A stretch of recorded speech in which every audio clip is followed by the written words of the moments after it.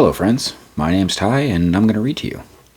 So, tonight's selection is hopefully a thing that's kind of funny.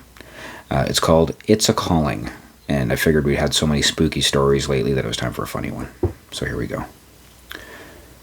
You can't unionize the Four Horsemen, Jerry, St. Peter said from the head of the table as he slowly rubbed his forehead with one pale hand. Why not? Jerry asked, pounding the butt of his newly acquired scythe against the marble floor. I've been recruited to do a job, and I don't see why I shouldn't be entitled to collective bargaining and fair compensation. A job? Dave, an ex-military man, who was dressed in the heavy armor of war, asked as he stood up to slowly tower over everyone at the table. Being one of the Four Horsemen of the Apocalypse is a calling. It is a privilege. It is not a job. Sit down, Dave, St. Peter said. Need I remind you that you're not to be smashing any of your co-workers? Not again, anyway. Aha! Jerry said, and pointed at St. Peter. You said co-workers.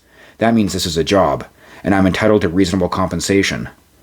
You're dead, Robert said, while he adjusted his pestilence cloak of milling centipedes and cockroaches. And you were lucky enough to make it to heaven. What do you want to bargain for anyway? Jerry opened his mouth to answer, then shut it. He wasn't entirely sure what he wanted. What did you say you did before this again? Jack, an extremely skinny man who looked every bit the part of Famine, asked from the seat opposite Jerry. I was a lawyer for a labor union. Robert brushed a large beetle from the table in front of him and rolled his eyes. Why is it we always get a lawyer for death? You promised no more lawyers, Dave said as he hauled up a mace from beside his chair to smash on the polished surface of the table, sending up a shower of sparks but leaving not so much as a scratch.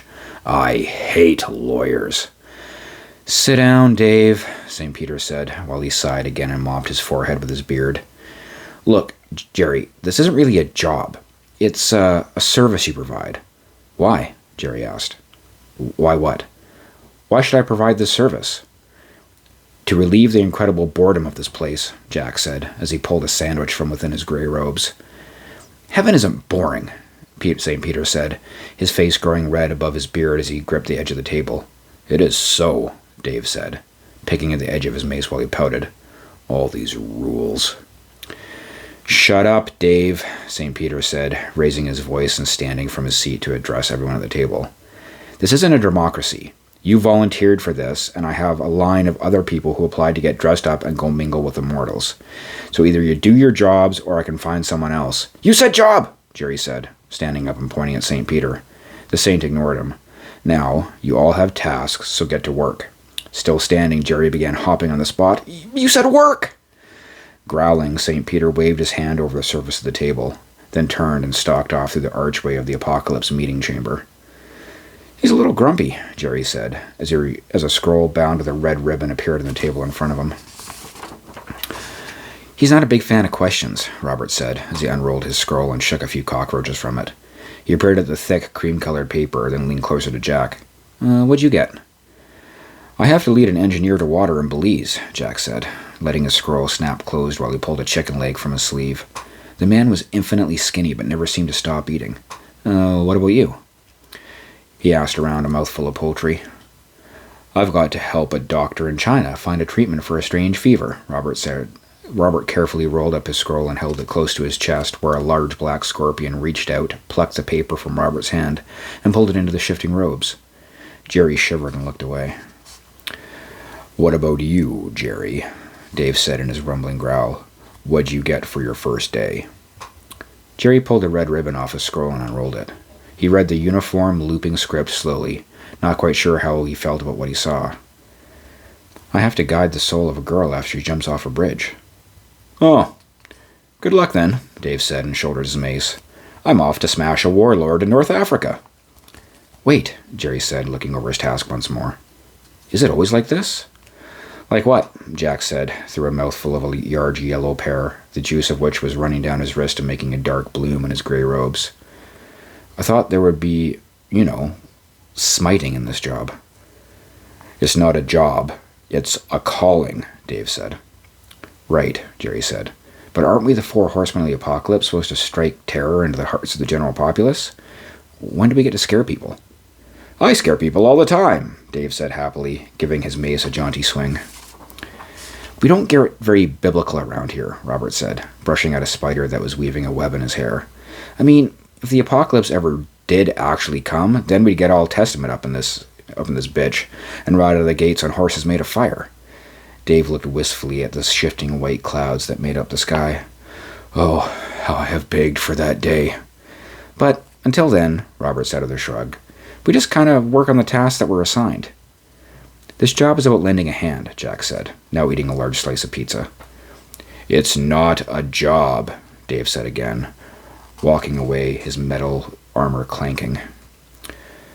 So, what am I supposed to do with this? Jerry waved the rolled-up parchment. Robert plucked a large moth off his forehead and placed it gently on his sleeve. Go to where the job is and figure it out. Remember, you are the embodiment of death on the realm of Earth. You can do stuff. What kind of stuff? Jerry asked, flapping his scroll. Pretty much whatever you want, Jack said around a mouthful of a broad chocolate chip cookie. Just don't piss St. Peter off. He'll kick your ass until your head rattles, or maybe let Dave give you a couple shots in the teeth with that piece of pointy steel. It might be heaven, but that shit still hurts. Jerry looked around helplessly as Jack and Robert left the apocalypse chamber, trailing Crumbs and Ants respectively. Taking this job had been a good idea when he'd gotten bored of wandering around heaven for a few months, or years. Time was weird up here. But now that the time had actually come to do something, he found himself reluctant to move forward. There were rules. Heaven was full of rules, but he didn't know what any of them were. He began to feel panicky, and was sure that death shouldn't panic. He was the Reaper, the harvester of souls. He was the only force in existence that was more inevitable than taxes, and he could do stuff. He thumped the butt of his scythe on the floor, then stared at the parchment and thought long and hard about reaping. The light around him grew suddenly dim, and the shapes in the chamber, the polished table and the high-backed chairs, swam a little, like a mirage off concrete on a hot day. When the world grew solid again, it was still dark. Jerry looked around and found himself standing on a bridge with a strong wind whipping the cloak about his legs, while a nearby streetlight glinted off the wet asphalt of the bridge's surface. He looked around. The bridge was high, spanning the dark expanse of a wide river, lights from warehouses and factory lining each bank. Near to Jerry, standing on the wide concrete of the railing of the bridge, was a girl. She was dressed in blue jeans, a black denim coat, and white sneakers, and the wind on top of the bridge snatched at her long blonde hair and sent it streaming away from her like a flag. Jerry looked down at the parchment that was still flapping in his grip. There was a name beside the general instructions. Jenny Watkins, it said. He looked back up at the girl. She looked like a Jenny. Only someone named Jenny would wear so much denim and pair it with white sneakers. He held his scythe with the crook of his elbow and used both hands to roll the parchment, then tucked it back into his robe. He fixed his grip on his scythe, stuck his narrow chest out, and did his best to look authoritative. He stood like that for a long while, and the girl just kept staring out over the water, her hair streaming behind her while she shivered in the wind. When she didn't move, he cleared his throat. Still, she gave no indication that she knew he was there. He took another step forward and stood up a little straighter. More nothing. Finally, he thumped his scythe on the ground. "Are you Jenny Watkins?" he shouted to be heard above the wind. The girl's head whipped towards him, the whites of her eyes shining in the sparse light from the street lamp. She threw her hands up in front of her face as though she were warding off a blow. Stumbling backwards, she fell, screaming from the railing of the bridge. Jerry stood, stunned, his mouth open. Then he rushed towards the railing, his ropes tangling about his legs, nearly sending him sprawling. He dropped his scythe, and it went skittering across the barrier, following Jenny Watkins towards the water. He grasped the railing to keep himself upright. He looked down towards the plummeting form, reached out his hand, and shouted, "No!" The word, the single sound, came from Jerry's mouth, but it was not his voice. It was as though Morgan Freeman, holding the most powerful megaphone known to man, was speaking through Jerry. More surprising than the voice was the fact everything stopped. The wind died, instantly still, and all the sound from the river below ceased as though Jerry had plugged his ears. Even the light from the boats on the river surface, despite the river's powerful current, had stopped moving. The thing Jerry was carefully listening for and did not hear was a splash. He scanned the dark space below the bridge and eventually picked out a spread eagle shape, dark against the backdrop of the grey water, hovering just above the surface. He was thinking he should try and find a way to get down closer to the shape when his vision went momentarily black. When it cleared again, he found himself in the middle of the river, standing on the surface, his scythe once again in his hand. Jesus could walk on water when he was alive, but Jerry, apparently, could only do it after he was dead. The girl, Jenny Watkins, was about 5 feet above the surface, suspended in the air, facing upwards. "What's happening?" she asked, her voice high, almost a screech. "Am I dead?" Jerry looked around. I'm not sure," he said. He tried to remember what it felt like when he was dead. There wasn't exactly a tunnel of light. One minute he'd been eating a fish taco, with a panicky sense that he was choking. The next he'd been standing before St. Peter, who was sitting on a marble bench looking vaguely bored. "No," Jerry said finally, "I don't think you're dead. If you were, I don't think we'd be here." Jenny made a choking sound and waved her arms as though she were trying to swim. "Where would we be?" Heaven, I guess." Jerry scratched his belly through his robe and decided there was nowhere near enough training to go with his position. If he was allowed to form a union, he would see that all the Force horsemen were given sufficient skills to do this job properly. With all her flailing, Jenny had turned a little in the air, much like an astronaut in zero gravity, and was now facing him. "Aren't you supposed to know?"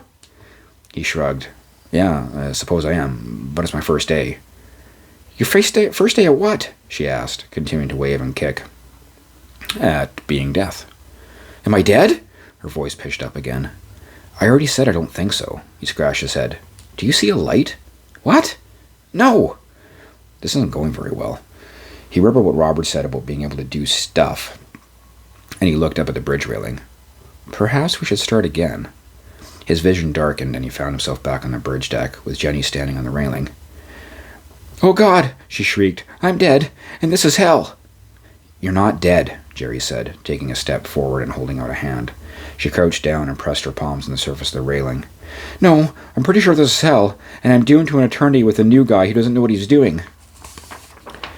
Jerry felt a little offended at that.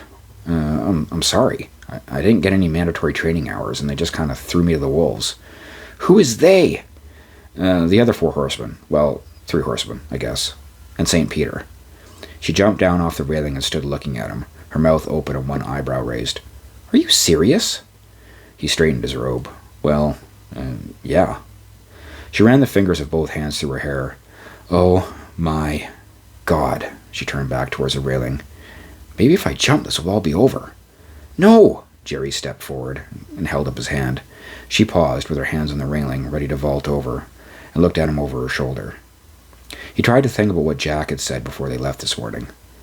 It's all about lending a hand. "Oh, what are you doing out here, anyway?" he asked, his mind scrambling for something to say. "Why do you want to jump?" She took her hands off the railing and crossed her arms. "If you're here to take me to heaven, shouldn't you already know?" Maybe he should know, he thought to himself. He gripped the haft of the scythe, worn smooth by countless pairs of hands that had borne it before him, and leaned towards her, focusing on her blue eyes. Suddenly, he did know. He saw Jenny and another girl in a compact car. Jenny was driving while her black-haired passenger sang a Justin Bieber song into the handle of a hairbrush, and they both laughed until they were in tears. They laughed so hard, in fact, that Jenny missed a stop sign and drove the small car into the path of a pickup truck. Then he saw only Jenny, and there was no trace of the other girl. "I'm sorry about your friend," he said, after blinking for several moments. Amber. The name came to him in another flash of her face. "I'm sorry about Amber." "So am I," Jenny said, her gaze on the dark surface of the river. "That's why I'm on my way to see her." She lifted her eyes and turned them back towards him. "If you're death, did you come for her?" He wrung the haft of the scythe with his pale hands and shrugged his narrow shoulders. "No," he said. "I'm sorry. This is my first day." The more he repeated that phrase, that excuse, the more ridiculous it sounded. He hated this job, and if he managed to get through this encounter, he planned on giving back his stupid robes and going back to the business of being bored. He glanced up at Jenny, who was still staring at him. I'm sorry," was all he could come up with. Without a word, she turned back for the railing, but put her hands on the concrete surface and jumped up to place the sole of one foot at the top. Jerry watched her go, trying to remember that his job was to bring her soul to heaven and let St. Peter sort out the rest. But as he watched her climb over the rail to her ugly demise, something flashed across his vision. Amber's bright smile. "Jenny, wait," he said softly, and walked towards the railing, his scythe making a muted thump on the wet pavement as he went. "Do something for me before you go." She blinked at him. "Tell me about Amber." Sudden tears welled in Jenny's eyes, and her bottom lip pulled down and spread to either side of her chin. She sat, straddling the rail and breathing raggedly. "She was my best friend." The words came out in a high, desperate, keening note that made Jerry wince. "She was the best person I had ever met. She was the arm around my shoulders and the voice in my ear telling me everything was going to be okay." She covered her face with her hands and pulled in a shuddering breath. "And I killed her!" she screamed from behind her hands. "She was the best thing I'd ever known, and I killed her. I don't deserve to live." Jerry walked a little closer, until he could almost reach out and touch Jenny's leg. When he was dead, he still possessed the mind of a live lawyer. Arguments and counter-arguments filled his head. And how did Amber feel about life? "She was always happy," Jenny said, her tone more even, but still from behind her hands. She saw light no matter how dark it was, saw good in everyone no matter how rotten they acted. She loved life." Jenny paused and sniffed, loud and wet. "And I loved her." "And what would Amber say to you if she were here now?" "She isn't here because she's dead." Jenny fixed him with a glare, and it took all his will, all his experience arguing with roughnecks and rig pigs, to keep his face even. "No, she isn't here, but you still are. And what would she say if she knew you were going to kill yourself?" "She'd say no," Jenny said, putting her hands on the railing and staring at the space between them. "She'd probably drag me off here by my hair." She nodded, her lips a flat line. "She would want me to live." During his years as a labor lawyer, Jerry had always been good at making the argument, at sealing the deal. In the adversarial arena of his world, you didn't have to shake hands, part amicably, or make a new friend. You just had to get the job done. Standing on a windy deck of the bridge, Jerry wasn't sure that being the embodiment of death was really a job. He took another step forward and placed his hand on Jenny's. She was cold and shivering, or maybe trembling. He gave her hand a squeeze and she looked up at him. "What do I do?" she asked, tears leaking down her face. "I think you start by getting off the railing," Jerry said, and turned his squeeze into a pull. She resisted a little, then gave in and swung her leg over the railing onto the deck side, and allowed herself to be pulled onto the asphalt. Jerry put his hand on her shoulder and did his best to look grave. "And I think you continue by doing your best." She nodded and sniffed loudly, wiping her hand under her nose.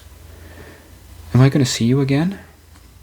He opened his mouth to say no, but got a sudden image of Jenny as a middle-aged woman, maybe in her 40s. Yes, but not for a long time. As she turned and walked towards the end of the bridge, her hands stuffed in the pockets of her denim jacket and her head bent against the wind, Jerry thought of the apocalypse chamber and the world went black. When the color of the world returned, he found himself standing just outside the chamber. Beside the entrance, on the green, lush grass that seemed to grow everywhere in heaven, St. Peter sat in a folding lawn chair, his face turned up to the sun. The bearded saint shielded his eyes and squinted at Jerry. "So, how did it go?" Jerry pushed his cowl off his head and leaned on his scythe. "It was not what I expected." "It never is, my pasty friend." "Am I in trouble?" St. Peter turned his face back towards the sky and closed his eyes. "Why would you think you'd be in trouble?" "I didn't follow the instructions you gave me. I didn't bring the soul of Jenny Watkins to heaven." "Oh?" St. Peter looked at him again, one eye closed against the sun. "Were those your instructions? I thought you were a lawyer, Jerry." Shouldn't you be able to clearly determine the meaning of a set of words? Jerry opened his mouth to argue and saw a smirk creeping onto St. Peter's face. He closed his mouth and dug into the interior of his robes to produce the instructions he was given. Unrolling the now slightly crumpled scroll, he read the instructions out loud. You, Death, are charged with guiding the soul of Jenny Watkins after she jumps off a bridge. Jerry lowered the scroll and shrugged. What's unclear about that? St. Peter sighed, placed his hands on his knees, and levered himself out of the lawn chair. As he stood, it disappeared.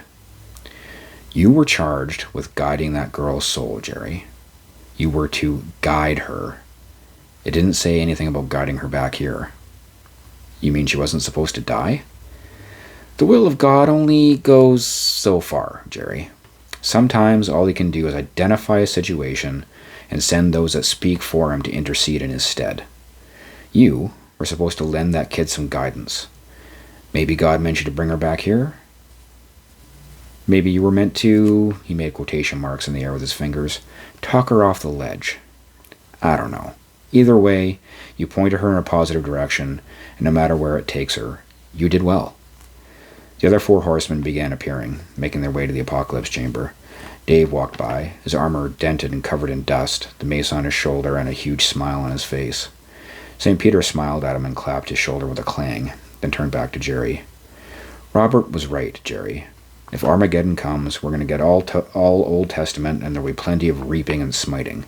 But, until that day, you really are an agent of God, a force of good. This task you have taken on is all about lending a hand. Whether that means you bring a troubled soul to be here with us, or you send them to carry on with their lives, which you did. So, I'm not fired? No, Jerry. I'm very pleased with what you've accomplished today. And the job is yours for as long as you want it. St. Peter clapped him on the shoulder, smiled through his beard, and turned to walk into the chamber. Jerry stepped forward to follow and found both Jack and Robert falling in step beside him. Jack pulled a shining apple out of his robe and handed it to Jerry. As he accepted it, he smiled. So, how was your first day on the job? Robert asked. Jerry polished the apple on the sleeve of his robe and looked down at his smile reflected in the surface. It's not a job, he said, and held the apple close to his mouth. It's a calling. I hope you enjoyed that. I really had a good time writing it and then reading it. Thanks for being with me.